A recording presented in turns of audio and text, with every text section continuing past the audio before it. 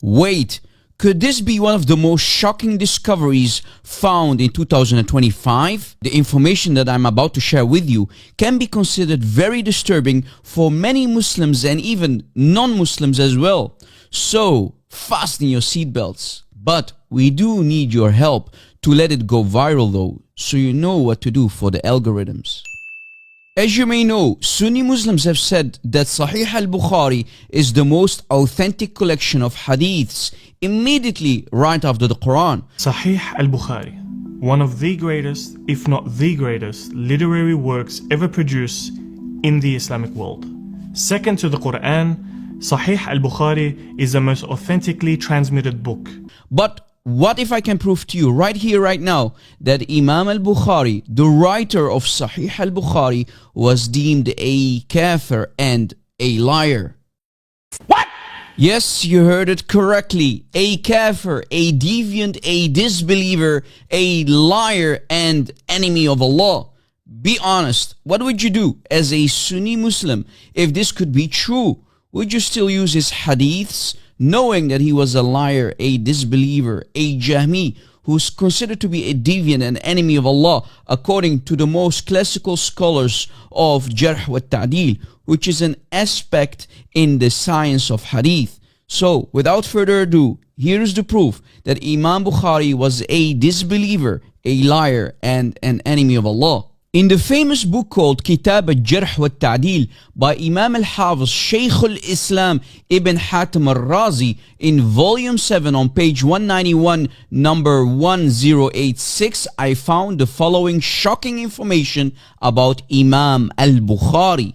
Muhammad bin Ismail al-Bukhari Abu Abdullah, aka Imam al-Bukhari himself.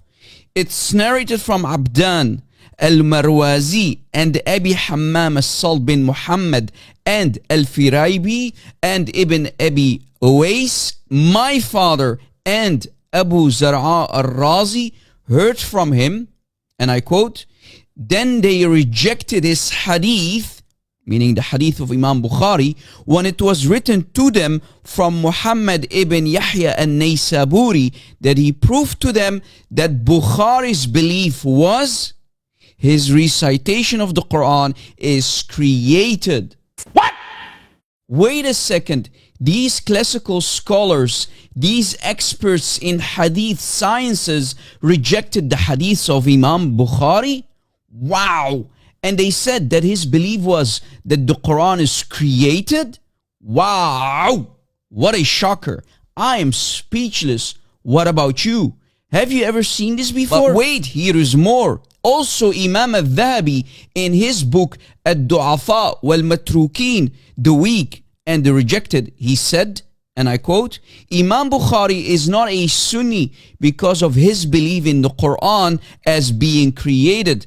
People spoke ill of him, and that was why Abu Zar'a al-Razi and Abu Hatim al-Razi refrained from narrating his traditions." Of course, many Muslims will now accuse me of lying and might try to bring much later sources from people like Abu al-Qasim al-Laka'i, which is literally a source that came more than 200 years later to try to debunk these early claims about Imam Bukhari. Listen, Muslims, I'm not the one to be refuted here. Refute your own early scholars and experts of Jarh wa Ta'dil who reported what was said about Imam al-Bukhari. Don't attack me for reading your Islamic sources and what these early scholars like Abu Zar'a and Abu Hatim al-Razi have said about Imam Bukhari.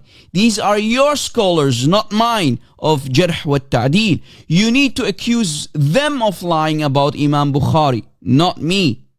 Well, there you have it. The proof is in front of you. Famous scholars like Ahmad ibn Hanbal have said, Muslims who hold the belief that the Quran is created, like Imam Bukhari here, are enemies of Allah. They are kuffar and you are not allowed to accept their shahada.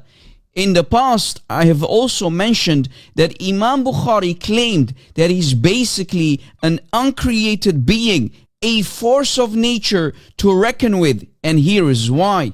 It is said that Imam Bukhari collected about 600,000 hadiths, of which some 7 odd have been classified as authentic.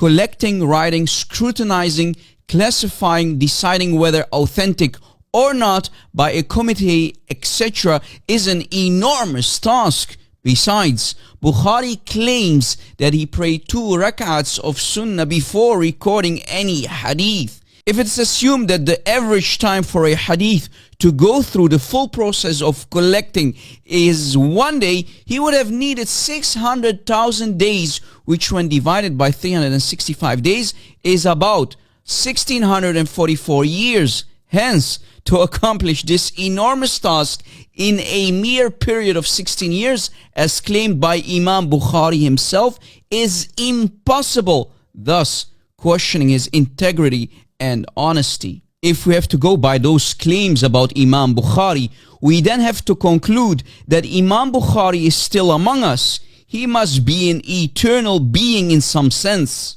Imam al-Dhabi also have said, Bukhari was heard saying, I have memorized 100,000 authentic ahadith and 200,000 which are less than authentic.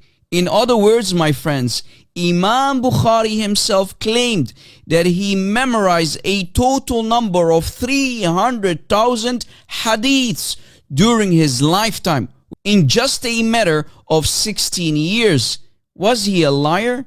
You can be the judge of that. Thanks for watching. Stay away from Islam and God bless.